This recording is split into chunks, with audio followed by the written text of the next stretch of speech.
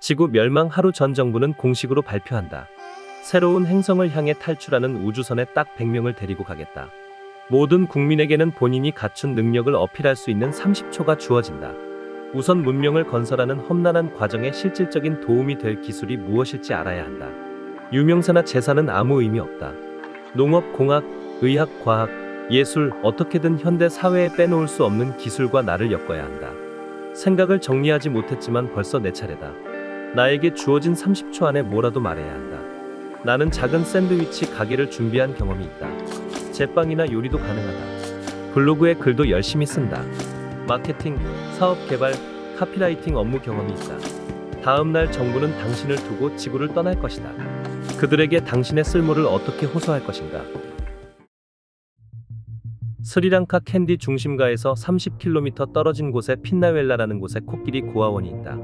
이곳에 코끼리가 한 마리당 매일 16차례 50kg씩 싸는 똥을 걷어서 종이를 만든다.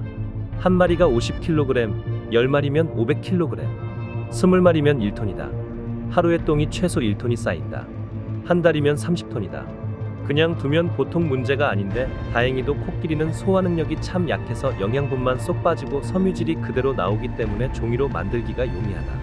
50kg의 똥 중에 섬유질이 최대 10kg, 섬유질 10kg이면 A4지 660장을 만들 수 있다. 코끼리 한 마리가 하루에 최대 A4지 660장을 만들고 그럼 1년이면 24만 장, A4지 24만 장이면 30년생 나무 240그루에 해당된다. 코끼리 똥이 세상을 구한다. 코끼리의 똥을 걷어들인 다음 잘 말린 후에 24시간 팔팔 끓이면 섬유질만 남게 된다. 코끼리 똥에서 나온 섬유질 70%와 폐지 30%를 섞어서 잘 간다. 쉽게 말해 코끼리 똥종이 죽을 만들고 물에 불려 틀로 떠서 건져낸 후 프레스로 꽉 눌러 물기를 짜내 그늘에서 말리면 종이가 된다. 닭종이로 종이를 만드는 것과 별반 다르지 않다. 코끼리 똥 종이로 만든 명함이나 노트를 주면 사람들은 냄새부터 맡는다. 그런데 아무 냄새도 안 난다. 냄새가 나면 사겠는가? 코끼리 똥 자체가 별로 냄새가 안 나는 데다 먹는 게 죄다 풀인 데다가 소화도 잘 못 시켜서 화학 반응이 별로 안 일어나서 그렇다. 생똥을 말려서 끓이기까지 하니 냄새가 나지 않는다. 오히려 아련한 풀냄새가 난다고 할까? 그런데 여기에서 중요한 점은 이 종이 만드는 기술은 스리랑카에서만 코끼리가 똥을 싸대는 곳에서만 유용한 기술이다. 이것도 분명 설리의 버킷리스트 가운데 하나였다. 나무 상자 같은 생김새에 여닫이식 뚜껑이 있고 작동 레버가 있다. 레버를 밀면 안에서 막대가 튀어나와 레버를 원위치로 밀고 들어간다. 기능이라고는 자기 자신을 정지하는 것뿐이다. 이 기계의 컨셉은 수학자이자 인공지능 연구자인 마빈 민스키와 정보이론의 창시자 클로드 셰넌이 무려 1952년에 벨 연구소에 있을 당시 만들었다. 마빈 민스키가 당시 이 기계에 붙인 이름은 궁극의 기계이다. 누군가는 이 기계를 이렇게 평했다. 스위치를 끄는 것 말고는 아무것도, 절대로 아무것도 하지 못하는 기계이지만 거기에는 이루 형언할 수 없는 불길한 무엇이 있다. 쓸모있는 사람이 되라. 유용지제는 예로부터 사회의 요구이자 개인의 바람이었다. 노자는 이렇게 말했다. 쓸모없는 것이 곧 쓸모있는 것이 되고 쓸모가 없을수록 더 큰 용도로 쓰이게 된다. 이 세상에는 쓸모없는 인간도 쓸모없는 물건도 없다고 말했다. 모든 물건은 다 그 쓰임새가 있다. 장자에는 무용지용, 즉 쓸모없음에 쓸모있음에 대한 우화가 도처에 실려있다. 기름진 땅에서 자라는 잘생긴 쓸모있는 나무는 자라나면서 다양한 용도에 쓰기 위해 베어져 큰 나무로 자라지 못한다. 그러나 구부러지거나 갈라지거나 독한 냄새가 나서 쓸모없는 나무는 아무도 손을 대지 않아 거목으로 자란다. 장자의 여러 구 편에 나오는 도룡지기 이야기이다. 주평만이라는 사람은 용 잡는 법을 지리익에게 배웠다. 천금이나 되는 가산을 써가며 3년 만에야 그 재주를 이루었지만 그것을 써먹을 곳이 없었다. 도룡지기는 기술은 높으나 쓸데가 없는 재주를 이르는 말이다. 용은 상상 속의 동물로 그를 죽이는 기술을 가지고 있다고 해도 아무 쓸모가 없다. 우리 속담에 못난 나무가 선산을 지키고 못난 아들이 부모를 모신다는 말이 있다. 앞에 장자 우화에서 보는 바와 같이 곱고 단단하며 잘생긴 나무는 집 지을 목재나 가구용으로 쓰기 위해 다 크기도 전에 베어진다. 그러나 비뚤어지고 옹이가 많은 나무는 아무도 거들떠보지 않아 거목으로 자란다. 그리하여 묵묵히 선산을 지킨다. 굽은 나무가 선산을 지킨다. 성인은 꼭 해야 할 일도 꼭 해야 한다고 생각하지는 않았다. 그러므로 마음속에 다툼이 없다. 세상 사람은 꼭 해야 할 일도 아닌 것을 꼭 해야 한다고 생각한다.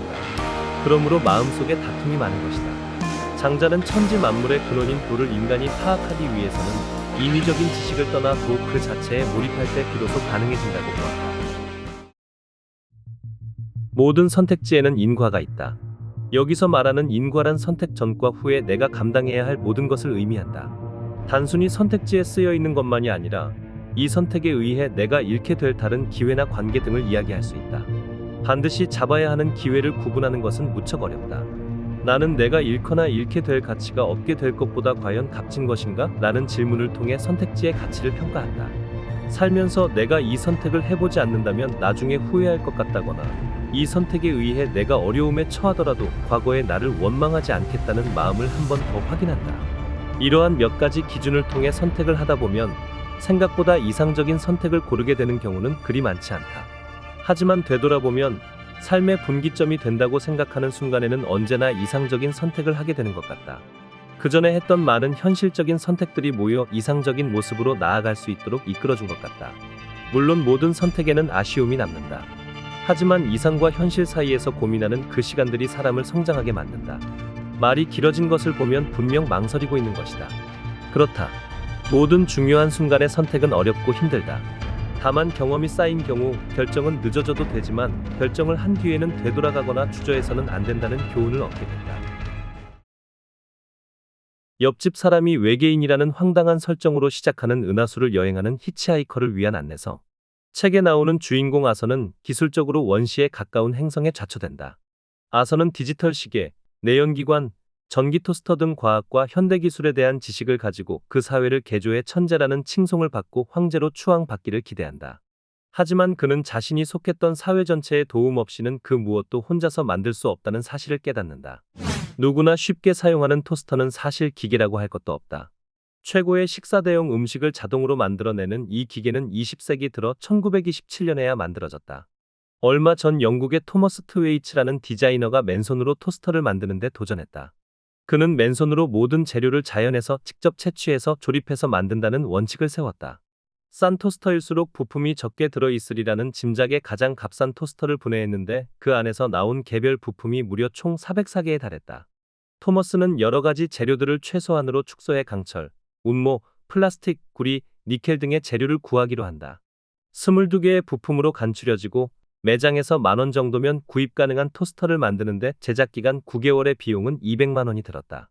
게다가 우여곡절 끝에 완성된 제품은 초청시연회에서 구리선이 과열되는 바람에 토스트를 만들지도 못한 채 스스로 토스트가 되어버렸다. 이처럼 토스터 기계 하나를 만드는데도 문명 전체가 사용된다. 이렇게 앞뒤가 연결된다. 진짜로 쓸모없는 일을 일부러 하는 경우는 드물다. 하더라도 지속적으로 하지는 않는 것이 일반적이다. 오흐리드 호수에서만 나는 물고기로 진주를 다듬는다든가 코끼리가 있는 곳에서만 생산이 가능한 종이제조법을 배운다는 것. 쓸모없는 것만 골라서 배운다는 설리의 버킷리스트는 최소한 그것 자체만으로 의미를 찾을 수도 있다. 다른 이에게는 소용없는 일이지만 설리에게는 어쩌면 절대절명의 바람일 수도 있다. 흔히 귀한 사위에게 대단히 맛있는 음식을 대접한다고 생각한다. 그렇지 않다. 씨암탉의 고기는 질기다. 오늘날 같이 계란을 적당히 낳고 살이 통통하게 오른 상태일 리가 없다. 먹이도 부족하고 암탉은 근근히 알을 낳고 있다. 대부분의 농가에서는 별 쓸모가 없는 수탉부터 먹어치운다. 다른 닭들도 먹고 마지막까지 아끼는 것은 알을 낳고 부화시키는 암탉, 즉 씨암탉이다. 씨암탉도 먹어버리면 더 이상 닭을 키우지 않겠다는 뜻이다. 고기가 귀한 시절이었다. 귀한 사위가 왔는데 도대체 내놓을 고기가 없다. 집안의 마지막으로 남은 고기는 씨암탉이다. 맛있어서가 아니라 마지막까지 남아있어서 귀한 것이라는 뜻이다. 없는 살림의 마지막으로 보이는 성이라는 뜻이다. 씨암탉을 잡을 때가 된 것이다.